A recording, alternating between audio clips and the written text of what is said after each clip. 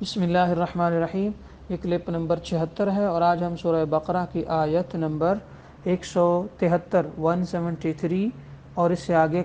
کی آیات کا ترجمہ اور تفسیر پڑھیں گے۔ اللہ رب العالمین نے ارشاد فرمایا: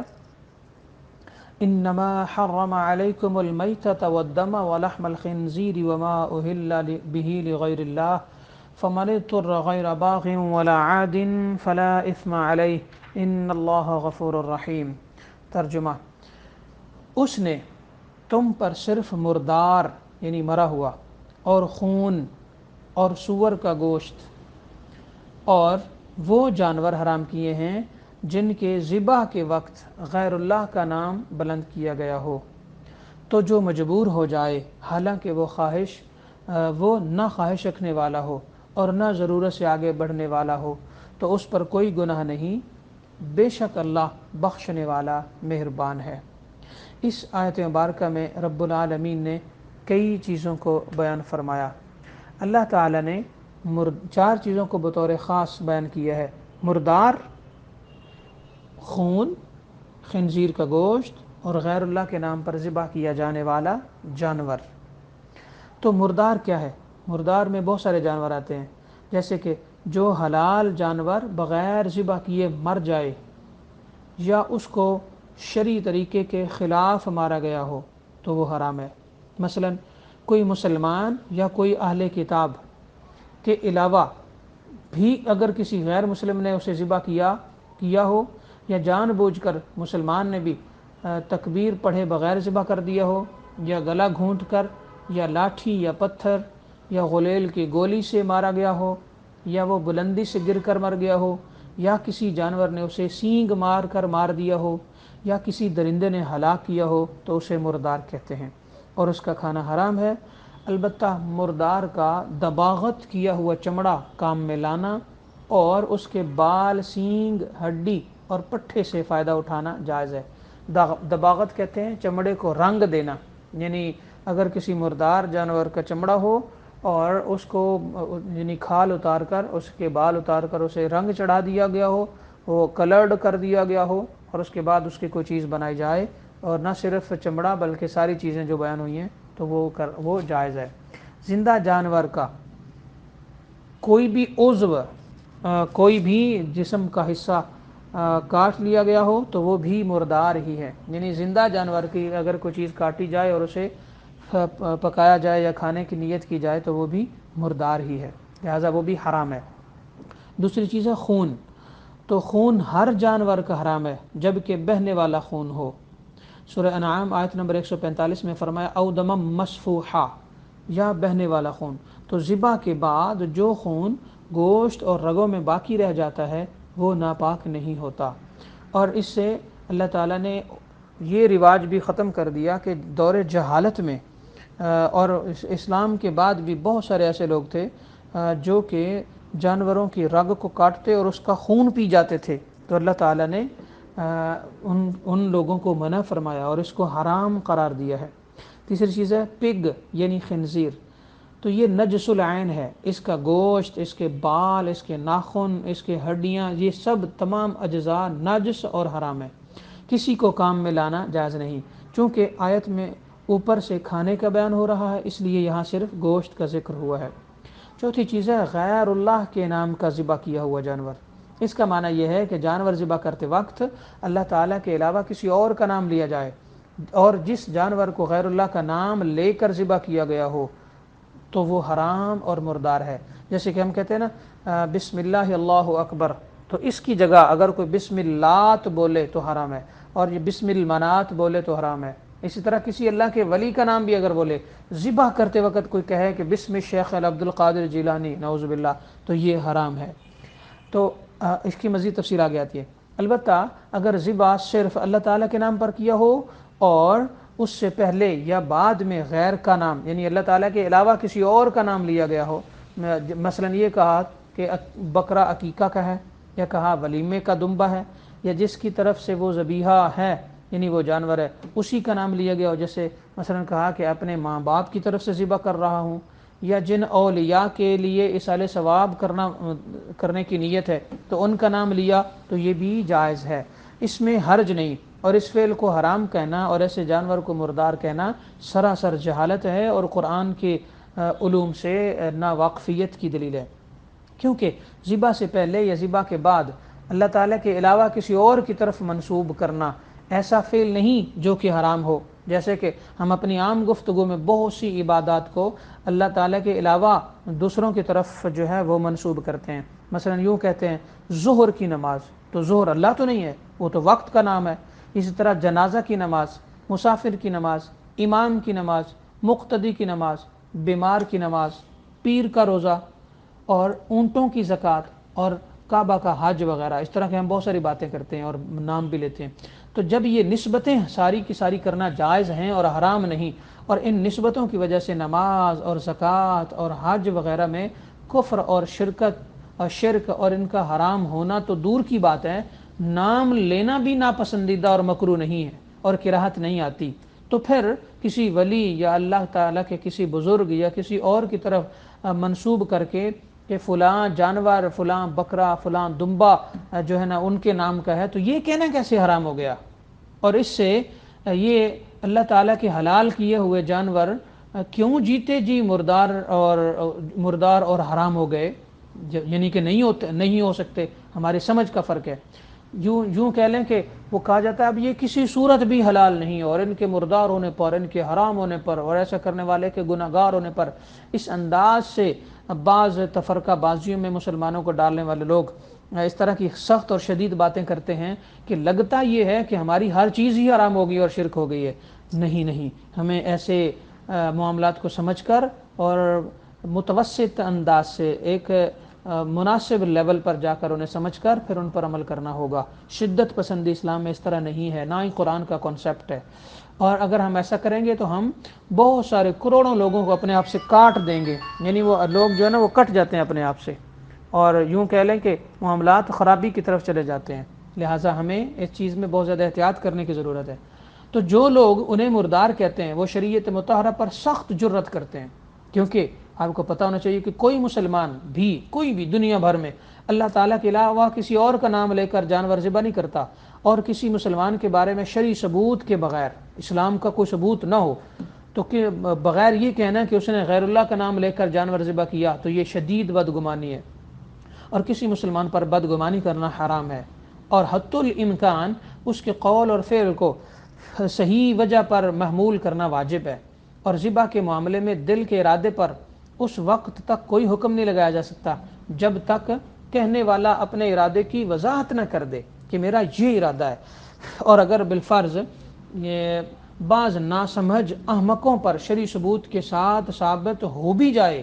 کہ انہوں نے غیر اللہ کا نام لے کر ذبح کیا، اور اس ذبح سے معاذ اللہ ان کا مقصود غیر خدا کی عبادت ہے، تو کفر کا حکم صرف انہی لوگوں پر ہوگا جن لوگوں نے یہ عمل کیا ہے، تو وہ نہیں ہے مسلمانوں میں تو کم از کم نہیں ہے، نہ ہی میں نے کبھی کسی کو ایک بندہ دیکھا ہے، ایون جاہل سے جاہل بندہ بھی ایسا نہیں کرتا۔ ان کی وجہ سے عام حکم لگا دینا اور باقی لوگوں کی بھی یہی نیت سمجھ لینا باطل ہے اور غلط ہے۔ تو خلاصہ یہ ہوا کہ مسلمان اپنے اللہ تعالیٰ کا نام لے کر ذبح کر رہا ہے تو اس پر بدگمانی حرام ہے اور ناروا ہے، اور خود سے بنائے ہوئے ذہنی تصورات پر کسی مسلمان کو معاذ اللہ کفر کا مرتکب سمجھنا، اللہ تعالیٰ کے حلال کیے ہوئے کو حرام کہہ دینا، اور تکبیر کے وقت جو اللہ تعالیٰ کا نام لیا گیا اسے غلط اور باطل اور بے اثر ٹھہرانا ہرگز جائز نہیں ہے، اور یہ عمل بذات خود حرام ہے اور غلط ہے۔ اللہ تعالیٰ کا ارشاد ہے وَمَا لَكُمْ أَلَّا تَأْكُلُوا مِمَّا ذُكِرَ اسْمُ اللَّهِ عَلَيْهِ، یہ آیت ہے سورہ انعام کی آیت نمبر 119۔ ترجمہ یہ ہے اور تمہیں کیا ہے کہ تم اس میں سے نہ کھاؤ جس پر اللہ تعالیٰ کا نام لیا گیا ہے، لہذا جس پر اللہ تعالیٰ کا نام لیا گیا ہے ہمیں اسے ہر صورت کھانا چاہیے۔ اگلی بات یہ ہے کہ ان کو یہ جو چیزیں اللہ تعالیٰ نے حرام قرار دی ہیں، پگ ہے اور بلڈ ہے اور دیگر چیزیں مردار، یہ کیوں حرام ہے؟ اس کو ہم سائنس کی روشنی میں دیکھتے ہیں۔ تو حرام اشیاء اور سائنس میں آپس میں بہت ساری چیزوں کو سمجھنے میں مدد ملتی ہے۔ قطعی حرام چیزوں میں پہلی چیز مردار ہے۔ ہر وہ جاندار جو اسلامی طریقہ سے ذبح نہ کیا گیا یا خود بخود مر گیا تو وہ مردار ہے، لیکن مردار کے کھانے کی ممانعت یعنی منع کرنا اللہ تعالیٰ کی طرف سے ہے، اس لیے روحانی لحاظ سے تو یہ موت ہے، لیکن میڈیکل سائنس کے نقطہ نظر سے بھی مردار کا کھانا بے شمار قسم کی بیماریوں کا باعث ہے۔ اس کے برعکس ذبح کے ساتھ خون بہانا لازمی ہے، جو اپنے ساتھ جسم کے اندر تمام جراثیم اور بیماریوں کے محرکات کو بھی بہا کر لے جاتا ہے۔ یعنی جب ہم ذبح کرتے ہیں اور اس کے ساتھ خون بہتا ہے، اور یہ 4 رگیں ہوتی ہیں جانور کی، تو وہ ان رگوں سے اس وقت خون کا بہنا بہت ساری بیماریوں کو اپنے ساتھ لے جاتا ہے۔ اس لیے ذبح کا کھانا طبی لحاظ سے بھی ضروری ہے، اور اس بات کو اب تو مغربی ڈاکٹرز بھی ماننے لگے ہیں۔ لہٰذا ہمیں چاہیے کہ ہم اس چیز کو دیکھیں اور غور کریں۔ مردار کے بعد خون کے حرام ہونے کا ذکر ہے، جیسے کہ کہا گیا کہ اس کے کھانے سے روحانی نقصانات ضرور ہوتے ہیں، لیکن صحت کے اور ہیلتھ کے بھی نقصانات بے شمار ہوتے ہیں۔ مثلا خون ہی میں تمام جراثیم پرورش پاتے ہیں، اور بیمار جانور کا انتہائی تھوڑی مقدار میں خون بھی اس کی بیماری کو اپنے ساتھ لیے پھرتا ہے۔ تو یوں قرآن کریم میں خون کی حرام ہونے کا ایک سائنسی معجزہ ہے، جس کا صحیح ادراک 20ویں صدی میں خوردبین کی ایجاد کے بعد ہوا، کہ بیماری پھیلانے کے لیے جراثیم بھرے خون کا ایک قطرہ بھی کافی ہے۔ خون کی حرمت یعنی خون کو حرام قرار دینا جانوروں کے لیے بھی رحمت ہے، کیونکہ اس سے پہلے زندہ جانور کی رگوں سے خون پینے کا رواج عام تھا، اور اس کو طاقت کا ذریعہ سمجھا جاتا تھا، جو ان بے زبانوں کے ساتھ بھی بہت بڑا ظلم تھا۔ تو اللہ تعالیٰ نے اس چیز کو حرام قرار دے دی اور فرمایا کہ بالکل بھی اس طرح کرنا جائز نہیں ہے۔ اور اب باقی بات رہے گی سور کی، خنزیر کی، تو روحانی طور پر تو میں ایک بار پھر کہوں گا اس کے نقصانات ہیں ہی، لیکن جدید سائنس نے بھی ثابت کیا ہے کہ پگ کا گوشت، سور کا گوشت جو ہے وہ جانوروں کے گوشت سے انسانی صحت کے لیے زیادہ نقصان دہ ہے۔ مغرب میں بہت ساری بیماریاں، خصوصاً دل اور جلدی بیماریوں کی زیادتی کی ایک بڑی وجہ سور کا گوشت بتائی جاتی ہے۔ آپ اندازہ کریں، حیران ہو گئے ہوں گے آپ سن کر کہ امریکہ، برطانیہ، انگلینڈ اور کینیڈا وغیرہ میں دل کی جو بیماریاں ہیں اور جو بڑی بیماریاں ہیں اور جو زیادہ پھیل رہی ہیں، ان کی وجہ پگ کا گوشت ہے۔ اس میں اس قدر کولیسٹرول کی مقدار ہوتی ہے کہ وہ کسی اور گوشت میں نہیں پائی جاتی۔ یہ بھی معلوم ہوا کہ سب سے زیادہ جراثیموں کی آماج گاہ بھی سور کا گوشت ہے۔ اس کے علاوہ گائے، بیل اور بھینس اور بکری کے مقابلے میں یہ جانور انتہائی غلیظ ہے، حتیٰ کہ یہ اپنی غلاظت بھی کھا لیتا ہے۔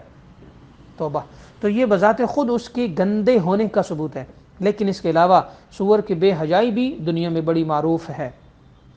اب جدید سائنس نے یہ سور کا گوشت کھانے والی اقوام میں اسی طرح کی بے حیائی اور شہوت کی عادات پیدا ہونا باقاعدہ لکھا ہے کہ یہ بہت غلط انداز ہے، اور جو لوگ بھی سور کا گوشت کھاتے ہیں وہ بے حیائی کی طرف بہت جلد چلے جاتے ہیں۔ اگر یورپ، امریکہ، روس، چائنا، جاپان وغیرہ کے ممالک کے لوگ سور کھانا بند کر دیں تو میرا یہ ایک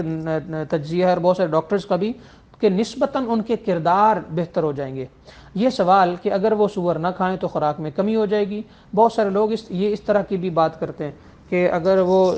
پگ نہیں کھائیں گے تو خوراک کی کمی ہو جائے گی اور پگ دنیا میں بڑھ جائیں گے، اور بہت سارے اس کی مثال دیتے ہیں۔ تو اس کا واضح طور پر جو جواب ہے وہ مسلمان ممالک کی مثال آپ دیکھ لیں، جتنے بھی مسلم کنٹریز ہیں وہ ان کی مثال آپ دیکھیں کہ حالانکہ وہ نسبتاً غریب ملک ہیں، ہم مسلمان یورپ سے غریب ہیں، سچی بات تو یہی ہے، لیکن سور نہ کھانے کی وجہ سے کبھی بھی ہم میں قحط نہیں آیا، کیونکہ ہم نہیں کھاتے، ہم حلال جانور کھاتے ہیں، اس کے باوجود ہمیں گوشت اور بالکل وافر مقدار میں ملتا ہے۔ اللہ تعالیٰ بے شک بہت بہتر بدلہ دینے والا ہے۔ رہی یہ حجت اور یہ دلیل کہ اگر پگ جو ہے اور سور یعنی کہ اسی قدر برا ہے تو اسے پیدا کیوں کیا گیا، تو اس کا ایک جواب تو یہی ہے کہ اس میں مومن اور کافر کا امتحان ہے۔ جیسے کہ جادو پیدا کیا ہے، اس میں بھی مومن اور کافر کا امتحان ہے، اسی طرح شیطان کو پیدا کیا، اس میں بھی مومن اور کافر کا امتحان ہے۔ لیکن اللہ تعالیٰ کی کوئی بھی مخلوق بلا مقصد نہیں۔ اسی ضمن میں جنگلی سور بھی بہت سے ایسے کام سر انجام دیتا ہے جو حیوانی اور نباتاتی زندگی کے لیے بہت زیادہ ضروری ہوتے ہیں۔ اسی طرح چوتھی حرمت ان تمام اشیاء کی، اللہ تعالیٰ نے جو فرمایا نا، تو وہ غیر اللہ کے نام پر، اللہ تعالیٰ کے علاوہ بتوں کے نام پر جانور ذبح کرنا حرام ہے۔ اسی طرح اللہ تعالیٰ کے ولیوں کے نام پر جانور ذبح کرنا تو حلال ہے، جیسے کہ پہلے بیان ہو چکا، مگر ذبح کرتے وقت اللہ کے نبی یا ولی کا نام لے کر ذبح کیا تو بھی حرام ہوگا۔ اس کے علاوہ اور بھی بہت سارے حرام ہیں جن کی طرف ہماری توجہ جانی چاہیے، جیسے کہ رشوت ہے، چوری ہے، ڈاکہ ہے، اور بے شمار قسم کی کرپشن ہے، اور سودی کاروبار وغیرہ جو سراسر حرام ہے۔ آج کل مسلمانوں میں کفار سے بھی زیادہ یہ حرام چل رہا ہے. تو یہ سب تو سور کا گوشت کھانے بلکہ اس سے بھی بدتر گناہ ہیں، لیکن افسوس کہ اس طرف بہت کم توجہ دی جاتی ہے. لہٰذا ہمیں چاہیے کہ ہم توجہ کریں. اور اگلی بات یہ ہے کہ اللہ رب العالمین نے اس آیت مبارکہ میں مجبوری اور حرام کے حوالے سے بھی بتا دیا. اور بہت سارے لوگ ایسا عقیدہ رکھتے ہیں لو جی سور کا نام لینا بھی گناہ ہے اور 40 دن تک زبان پاک نہیں ہوتی، تو اس طرح کی کوئی بات نہیں. اگر آپ خنزیر لفظ بولتے ہیں تو لفظ خنزیر تو قرآن کا لفظ ہے، اور قرآن کے لفظ ایک لینے سے، نام لینے سے، ایک حرف کا نام لینے سے 10 گناہ معاف ہوتے ہیں، 10 درجے بلند ہوتے ہیں، 10 نیکیاں آپ کو ملتی ہیں. تو یہ غلط العوام بات ہے کہ آپ سور کا نام لیتے ہو یعنی خنزیر کہتے ہو تو زبان ناپاک ہو جاتی ہے. ایسی بالکل بھی کوئی بات نہیں. اللہ تعالی ہمیں توفیق ہدایت، توفیق عمل عطا فرمائے، اور ان ساری باتوں کو سمجھ کر عمل کرنے اور ہر طرح کے حرام سے بچنے کی اللہ تعالی ہمیں توفیق دے. اور اس کی جو سائنسی حکمتیں ہیں انہیں بھی اللہ تعالی ہمیں اپنے نظروں میں رکھنے اور ان پر عمل کرنے کی توفیق عطا فرمائے. آمین. وما علیہ الا البلاغ المبین.